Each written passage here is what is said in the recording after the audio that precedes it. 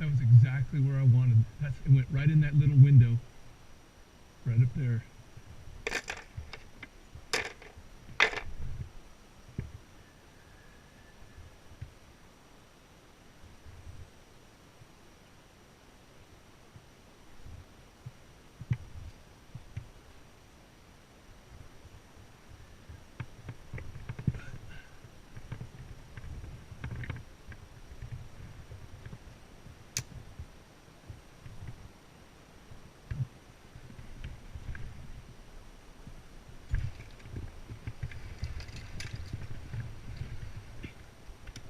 Just need a test.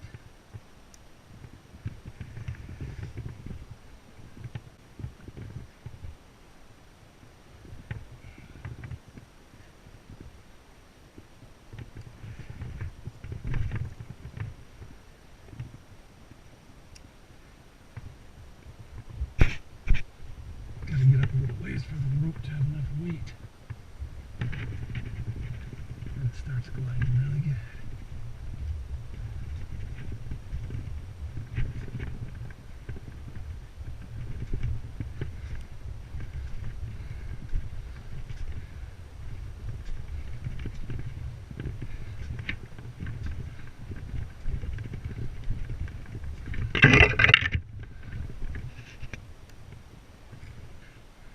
Or somebody topped it a long time ago.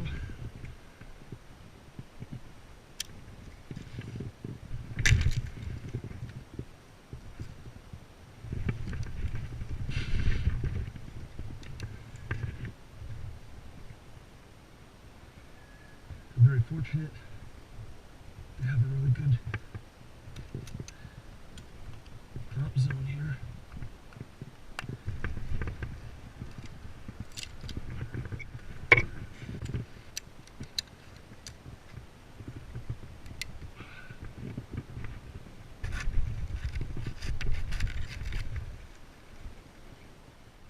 So over here on this head right here, you can see where a long time ago it was topped. And when I cut all these branches off, you'll see the cavity from where the tree was topped, where it had a heading cut. And then all these suckers grew out and became branches all in one location, which makes weak attachment points, and it just causes problems. It makes the head more heavy in the long run because you get, 7, 8 suckers coming out. There's the hole right there.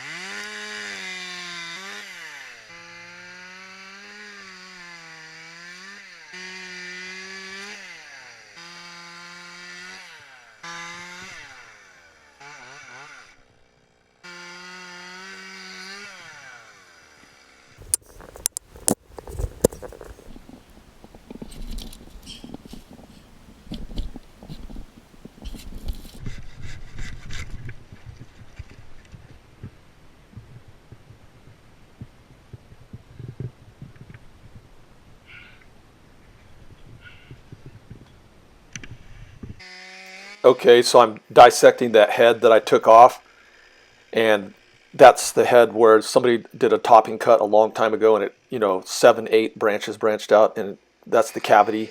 You can see the cavity where it's rotten in the middle. Right here's a longitudinal cut of the section that was right below it.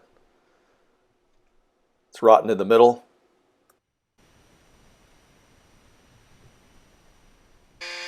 So here I'm doing a longitudinal cut on the actual head itself, where it terminated, and you can see inside there when I open it up.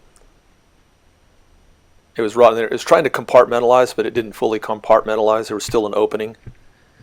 But yeah, that's what it looks like, dissected.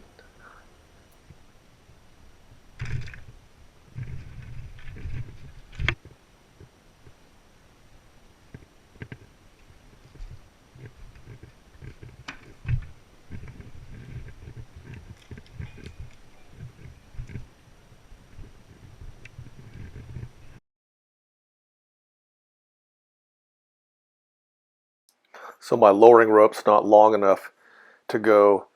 It's already in a crotch, a lowering crotch, and then I'm trying to capture a branch.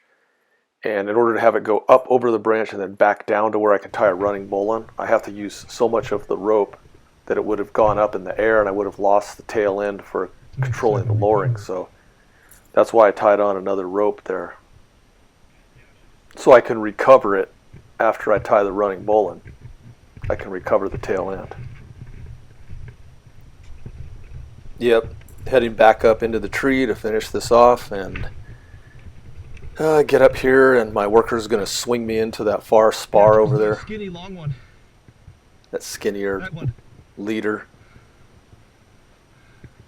First he swings me in there and I miss my hold and pop off. Almost. Get my flip line ready. Wasn't ready enough. Kind of. Barely holding on with my ankles. Popped off. This time I'm ready. Come on. Flip. Catch. Secure.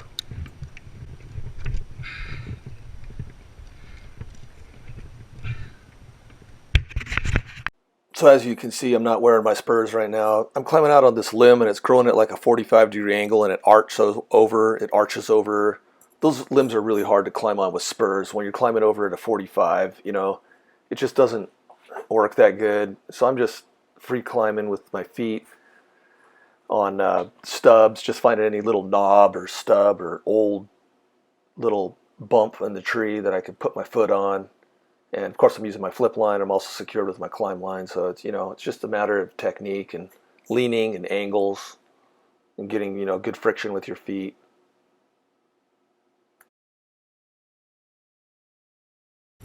So you're kind of triangulating different forces from 3 different attachment points. I got the flip line, I've got my climb line. They're all pulling at different angles. You're kind of trying to make a triangle pattern out of it to give you stability in the tree.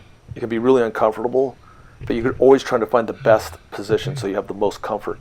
Otherwise you're going to be just overkilling yourself. So making this face cut's actually really hard because the angle that I'm at, that I'm leaning out, and I'm on a pendulum angle, and the strain on my harness right now is like a whole bunch because I'm just leaned way out of 45. Doing that face cut's really hard.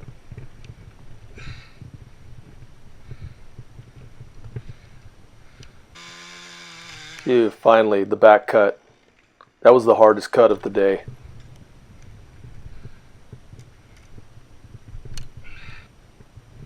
Got it.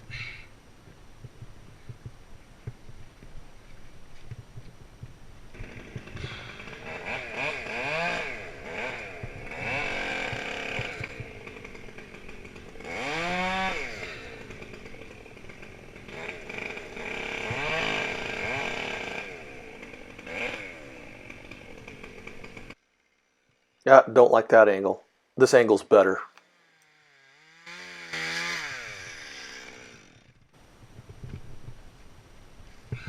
Some people don't like the clove hitch backed up with 2 half hitches.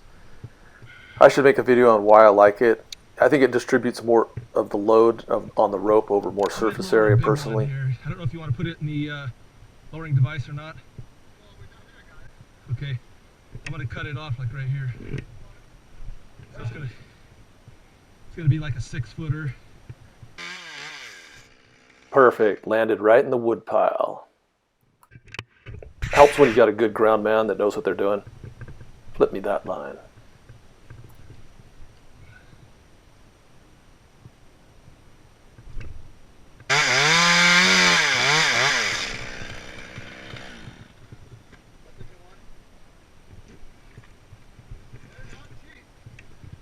It's hard to find an 026. The flippy caps? They have to be done exactly a specific, perfect way. If you don't do it exactly right, they won't work. That's what I don't like about them.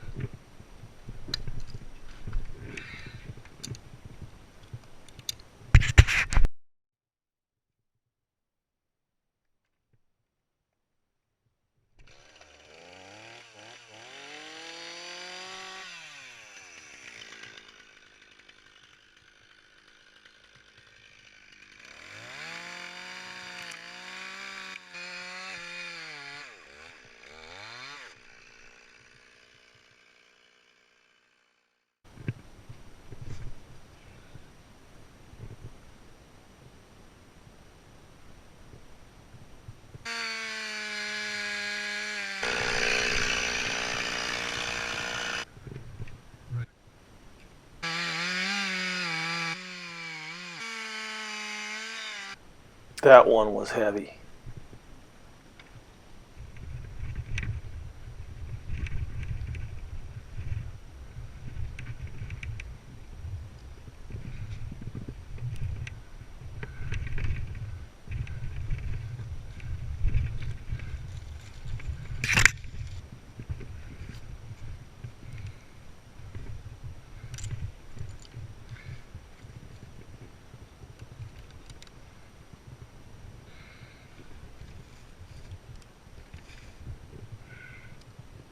Technique.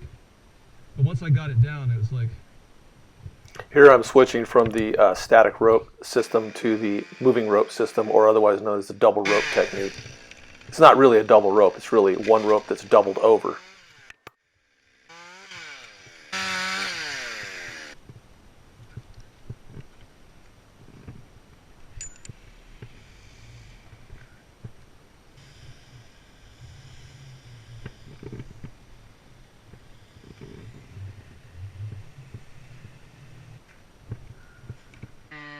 Back up with my spikes this time.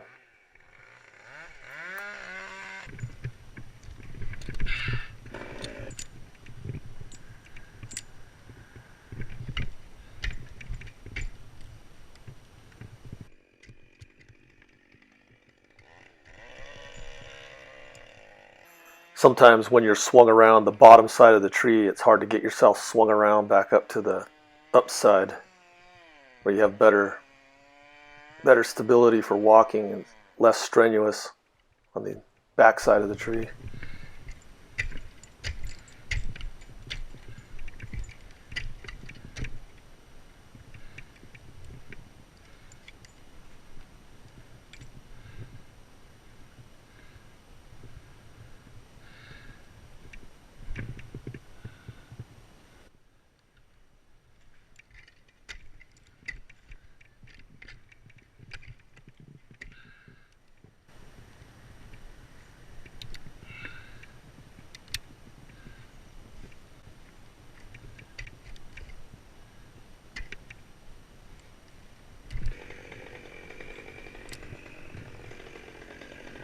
Hey! I'm almost ready for my chainsaw. I'm going to use the other side of the rope too. I'll use this side.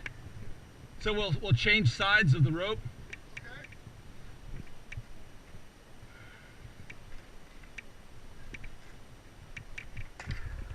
where I'm at right here, I'm way over on a big pendulum angle, and I don't want to pop off the tree. If I do, I'm going to swing a long ways. So, got to have my flip line, got to not pop off here.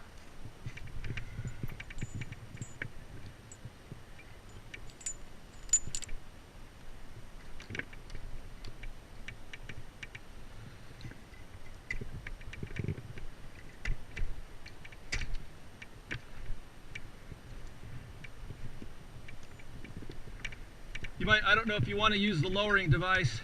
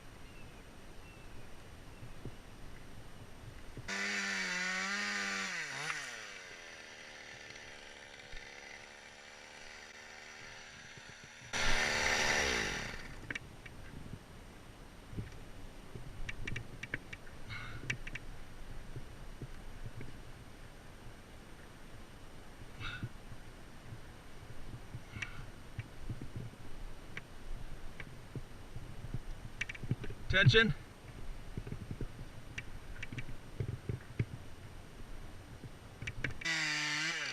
My grandman, he wanted to manhandle it and not use the lowering device. It almost lifted him in the air, but he controlled it. I thought it was kind of heavy personally.